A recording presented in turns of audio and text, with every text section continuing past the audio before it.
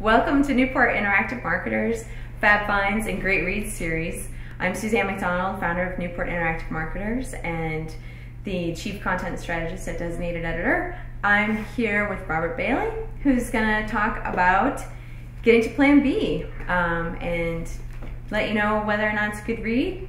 Robert, why were you interested in the book and what's your background? You know, I work in private equity now with a lot of people that are very unfamiliar with the process of getting funded for their projects.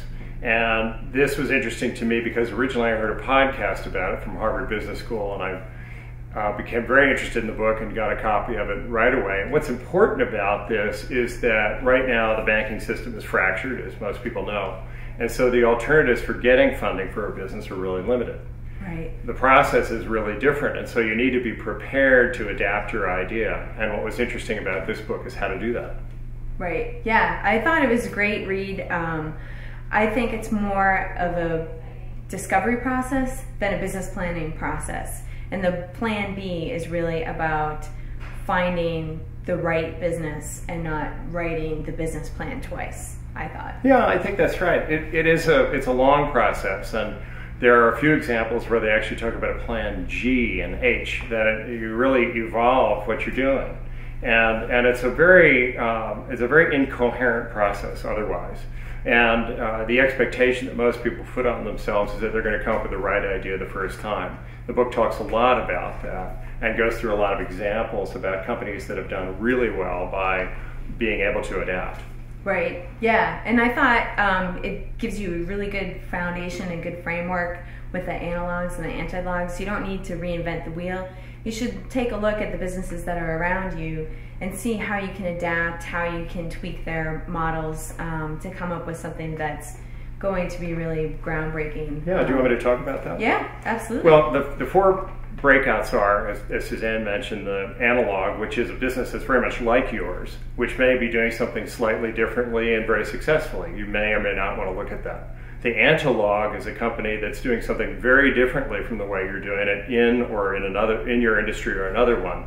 And then they talk about a very interesting and sort of obvious step, which is called the leap of faith. At some point, Steve Jobs had to decide if Apple Computer was going to be just a computer company or if it was going to be a music company. So Steve Jobs' leap of faith with the iPod and with iTunes before that was into music. Was it going to work? Were people going to buy individual songs? That was his leap of faith. And as we know, that was very successful. And then the fourth item is the dashboard. And the dashboard is what we use to tweak our plans and what we're doing once we've started to work on that path. Right. So who do you think who should be reading this book? I think anybody who is going to be looking for funds for their project, anybody who's working on, even if you're self-funding your project, you want to be able to refine what you're doing.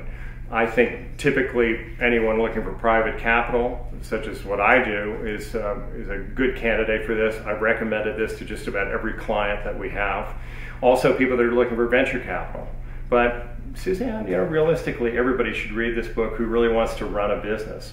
And the nice thing about this book is that it was created by people who have funded a lot of high-tech firms, so I think it applies to your audience.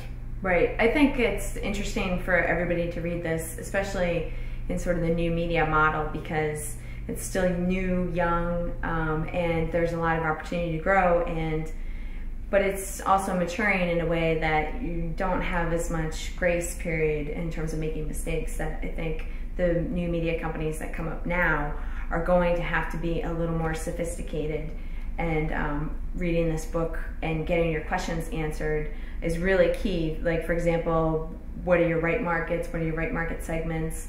And there's a whole slew of questions, and I wrote tons of notes with for my clients and working with them. And also if I'm in a position where I'm doing work for a client for an equity share, is this the right client to take on and to make that risk? And if they don't have a lot of these questions answered, then maybe they need to go back and do their homework before I'm willing to invest a lot. Yeah, absolutely. And they tell a number of really good stories. One which is about a fellow who many years ago brought a deal to Kleiner Perkins, which is where one of the authors works, and as a partner.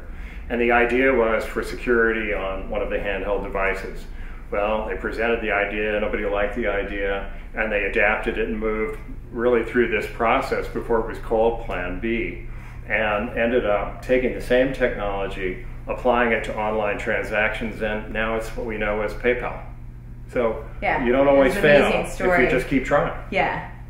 So what did you find most enlightening about the book? I think that a lot of books like this tend to be checklists, and I think that's disappointing because there's no easy theory to it, and there's no easy set of steps to it. It's all your own experience and your own knowledge and your own resources. So what I like about this book is that it uses those 4 items that I mentioned earlier, and they're adaptive, and it also gives you plenty of room to make a lot of mistakes in that short period of time. I mean, all of the people that the authors talk about failed so many times, and the idea isn't that the plan B is a contingency. That, I think, is what most people think is a plan B. Oh, well, if this doesn't work, then I'll do this. That's not the same thing. A plan B is sitting back and taking stock of everything that you thought was real and trying almost from scratch, but doing it very quickly. Right, yeah, and I think speed is very key in this economy, in this market. Yeah.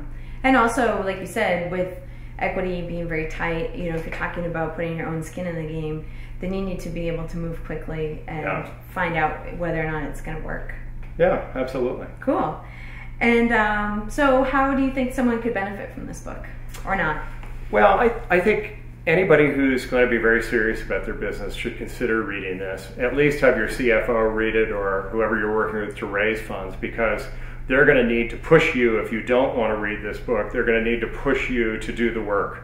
And if you're really smart, I think you'll do both. You'll do the business and understand how you can benefit from that, and you'll also understand that you're not going to get financing unless you do. Absolutely.